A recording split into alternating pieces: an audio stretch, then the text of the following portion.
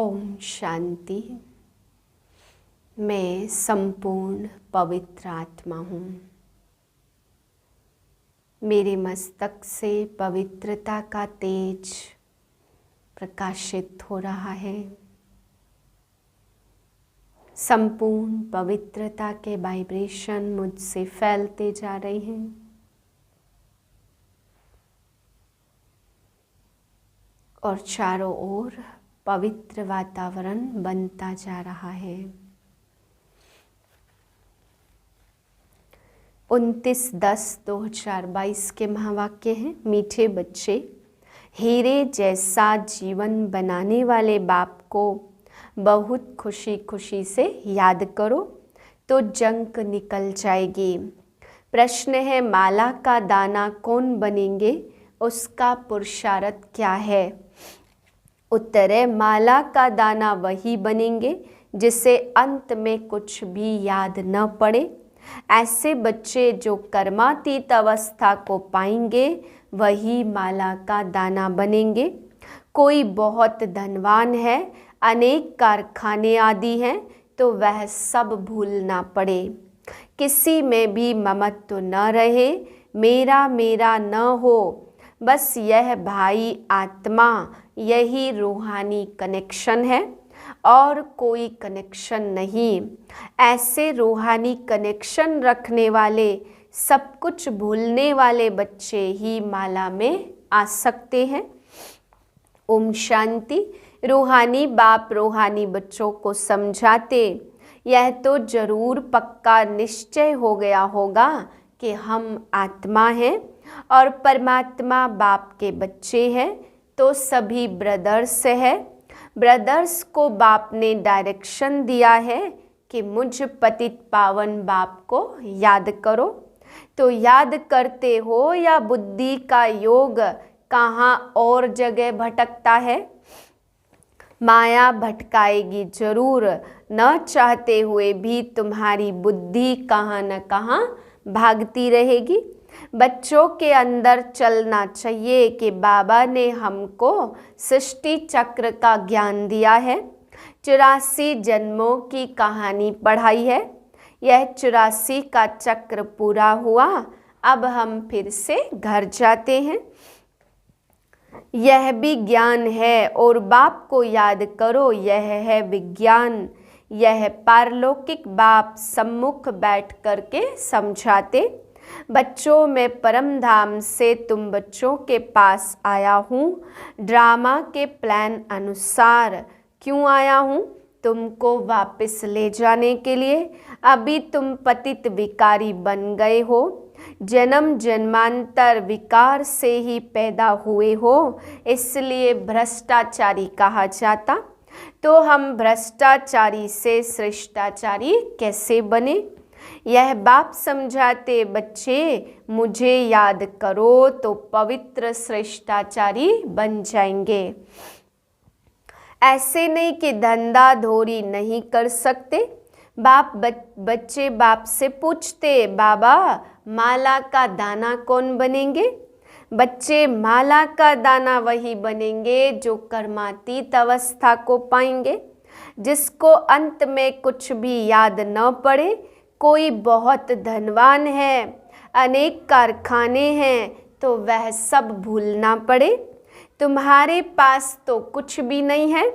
तुम जानते हो हम बाप के बच्चे हैं, भाई हैं, हमारा किसी में भी ममत्व नहीं है। मेरा मेरा तो नहीं है ना, बस यह भाई है, यही कनेक्शन है और कोई कनेक्शन नहीं। इसे कहा जाता रूहानी कनेक्शन। इतनी सारी आयु तो देह की याद आई, आत्मा तो किसको याद आई नहीं। यह ड्रामा बना हुआ है, तो यह बातें बाप समझाते और पावन बनने के लिए पुरुषार्थ कराते। बाबा तुम बच्चों को टाइम तो देते हैं, सिर्फ 8 घंटा मुझे याद करो। वह है हद की सर्विस और यह है सारे वर्ल्ड की सर्विस। जरूर खाएंगे, पिएंगे, सोएंगे, घूमेंगे, सारा दिन तो कोई याद भी नहीं कर सकते। तुम बरोबर अभी बेहद की सर्विस करते हो। जैसे बाप विचार सागर मंथन करते, ऐसे तुम बच्चों को भी मंथन करना सिखलाते हैं। करन करावनहार है ना, तो तुमको करके ही सिखलाते हैं। पुरुषार्थ करते करते तुम्हारी विजयी माला बन जाएगी। सतयुग त्रेता में जो भी आते वह विजयी होते। फिर सब एक्टर्स इस नाटक में पार्ट बजाने के लिए नंबरवार आते हैं। सब इकट्ठे तो नहीं आ जाएंगे। तुम सभी एक्टर्स के रहने का स्थान ब्रह्मलोक है। तुम्हारा घर है स्वीट साइलेंस होम। दूसरा कोई भी अपने घर को नहीं जानता। वह तो कह देते हम लीन हो जाएंगे। जैसे सागर से बुदबुदा निकलता फिर उसी में समा जाता, ऐसे हम भी उस ब्रह्म में लीन हो जाते। फिर कह देते जहाँ देखो वहाँ ब्रह्म ही ब्रह्म है। वो ब्रह्म को ही ईश्वर समझते, इसलिए तुम्हारी बातें उनकी बुद्धि में बैठती नहीं हैं। तुम उनको उल्टा समझेंगे, वह तुमको उल्टा समझेंगे, क्योंकि उनका धर्म ही अपना है। परंतु तुम जानते हो सभी आत्माएं शांति धाम में जरूर जाएंगी। बाकी हर एक आत्मा को अपना अपना पार्ट मिला हुआ है। इसको ही तो वंडर कहते हैं। तुम बच्चे अभी कितनी महीनता में जाते हो। आत्मा कितनी छोटी कैसे पार्ट बजाती। तो यह ज्ञान जैसे बाप के पास है, वह ज्ञान का सागर है, ऐसे तुम बच्चों के भी पास है। तुम अभी ऐसे ज्ञानवान बनते जाते हो। वह है भक्तिवान और तुम हो ज्ञानवान। भक्तिवान माना रात के रहने वाले और ज्ञानवान माना दिन के रहने वाले। आधा कल्प तुम सुख धाम में रहते हो, आधा कल्प दुख धाम में रहते हो। इसको कहा जाता दूरादेशी। तुम्हारी बुद्धि अभी बहुत दूर दूर जाती है। हम आत्मा स्वीट होम ब्रह्मांड के रहने वाले हैं। बाप इस मनुष्य सृष्टि का बीज रूप है। मैं आत्मा हूँ, मैं आत्मा हूँ, मेरे पास कुछ है ही नहीं जो आत्मा को याद पड़े। गाया जाता अंत काल जो जो सिमरे, तो अगर कोई भी चीज़ होगी तो वह जरूर याद आएगी। तुमने तो अपना सब कुछ शिव बाबा को दे दिया, फिर ऐसे भी नहीं समझो कि यह मेरी चीज़ है। जब बाबा को दे दिया फिर तुमको याद ही क्यों आए। तुम भूल जाओ। अगर वह याद पड़ता रहता तो वो भी पिछाड़ी में नुकसान कर देगा। अभी तुमको यह सब नई नई बातें मिलती हैं। पुरानी कोई भी चीज़ तुम्हारे पास नहीं है। जैसे पुरानी चीज़ें सब करनी घोर को दे देते, ऐसे तुम भी अपना सब कुछ देते हो, फिर याद नहीं आनी चाहिए। बस यही याद रहे, मैं आत्मा भाई हूँ, बाबा का बच्चा हूँ, मेरे पास कुछ है ही नहीं। फिर नई दुनिया में तुमको सब चीज़ें नहीं मिलेंगी। वहाँ तो हीरे जवाहरात के महलों में जाएंगे। तो वह भविष्य की बात हुई। बाबा पूछते हैं बच्चे तुम क्या बनेंगे। तो बच्चे कहते बाबा हम तो नारायण बनेंगे। यह तो खुशी की बात है ना। परंतु अभी जब कोई भी पुरानी चीज़ याद न आए तब तुम माला का दाना बनेंगे। 108 की माला तो राजाई की है। मंदिरों में फिर 16,108 की माला रखी होती। तो माला के दाने बहुत ही बनेंगे जितना जल्दी आएंगे उतना सुख पाएंगे।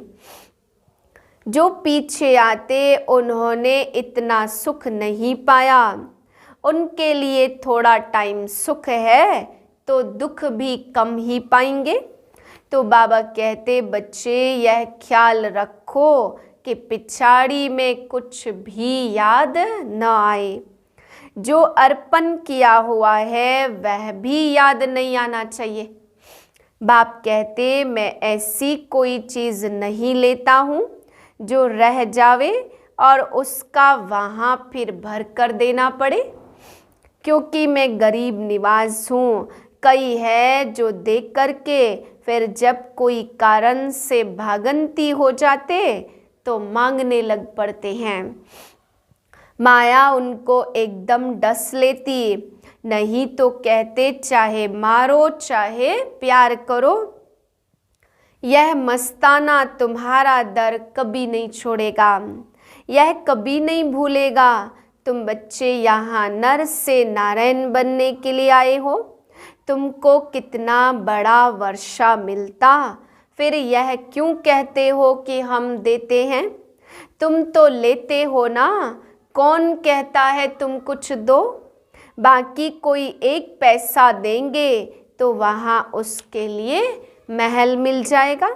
जैसे सुदामा ने चावल मुट्ठी दी तो बच्चे सुदामा मिसल दाल चावल ले आते। समझते हैं हमको महल मिल जाएंगे। ऐसे बच्चों पर बाप बहुत खुश होते। वाह, इनके नई दुनिया में महल बनने वाले हैं, क्योंकि बहुत प्यार और सद्भावना से ले आते। अहो भाग्य, ऐसे बच्चों का बहुत ऊंचा पद पाएंगे। अभी ड्रामा प्लान के अनुसार बाबा और तुम बच्चों की कदम कदम वही चाल चलती है जो कल्प कल्प चली है। तुम्हारे कदम में पदम है, देवताओं के पैर में पदम दिखाते तो इसका भी कोई अर्थ होगा ना। अभी तुमको पद्मों की आमदनी होती रहती, तुम बाबा के पास पद्मा पदमपति बनने के लिए आते हो, तो तुम इतने महान महान महान भाग्यशाली हो। परंतु उसमें भी फिर नंबरवार पुरुषार्थ अनुसार है। तुम्हारा पुरुषार्थ कल्प कल्प वही ड्रामा प्लान अनुसार चलता, जैसे कि ड्रामा तुमको पुरुषार्थ कराता। ड्रामा में नंबर 1 मत है ईश्वर की, इसलिए उसको कहा जाता ईश्वरीय मत, जो तुमको देवता बनाती और मनुष्य की मत तुमको छीछी बनाती। फिर 21 जन्मों के बाद मनुष्य मत पर मनुष्य बन जाते। अभी यह गीता का एपिसोड संगम युग है, जबकि दुनिया बदलती रहती। तो यह बच्चों की बुद्धि में होना चाहिए और बच्चों को बहुत बहुत मीठा बनना चाहिए, प्यार से चलना होता। जो बच्चे शांत और मीठे हैं उनका पद भी ऊंचा होगा। अभी तुम्हें ईश्वरीय बुद्धि मिली है, तुम समझते हो कि हम बेहद के बाबा की संतान बने हैं, बाबा से वर्षा ले रहे हैं, तो अथाह खुशी होनी चाहिए। बाबा कहते बच्चे स्वर्ग से भी यहाँ तुम्हारा बहुत बहुत ऊंचा पद है। बाप सिर्फ तुमको पढ़ाते, भगवानोवाच मैं तुमको डबल सिरताज राजाओं का राजा बनाता हूँ। तो अपनी तकदीर पर तुमको बहुत खुश रहना चाहिए। वाह बाबा आकर के क्या हमारी तकदीर बनाते, जो पत्थर जैसे जीवन को हीरे जैसा बना देते। अच्छा मीठे मीठे सिकिलधे बच्चों प्रति माता पिता बाप दादा का याद प्यार, गुड मॉर्निंग। रूहानी बाप की रूहानी बच्चों को नमस्ते। हम रूहानी बच्चों की रूहानी बाप को नमस्ते। धारणा के लिए पहली पॉइंट है, उच्च पद पाने के लिए बहुत बहुत शांत चित्त रहना है, मीठा बनना है, सबके साथ प्यार से चलना है। दूसरी पॉइंट, जो कुछ बाबा को अर्पण कर दिया उसे भूल जाना है, उसकी याद भी न आए, कभी यह संकल्प भी न आए कि हम बाबा को देते हैं। वरदान है, ब्राह्मण जीवन में काम महाशत्रु के साथ उसके सर्व साथियों को भी विदाई देने वाले संपूर्ण पवित्र भाव। ब्राह्मण जीवन में जैसे काम महाशत्रु को जीतने के लिए विशेष अटेंशन रखते हो, ऐसे उनके सभी साथियों को भी विदाई दो। कई बच्चे क्रोध महाभूत को तो भगाते हैं, लेकिन क्रोध के बाल बच्चों से थोड़ी प्रीत रखते। जैसे छोटे बच्चे अच्छे लगते, ऐसे क्रोध के भी छोटे बच्चे कभी अच्छे कभी प्यारे लगते। ऐसे संपूर्ण पवित्र तब कहेंगे जब कोई भी विकार का अंश न रहे। ऐसा पक्का व्रत लो, तब कहेंगे सच्चे ब्राह्मण। स्लोगन है, संगम युग की मौज का अनुभव करना है तो माया की अधीनता से स्वतंत्र रहो। ओम शांति।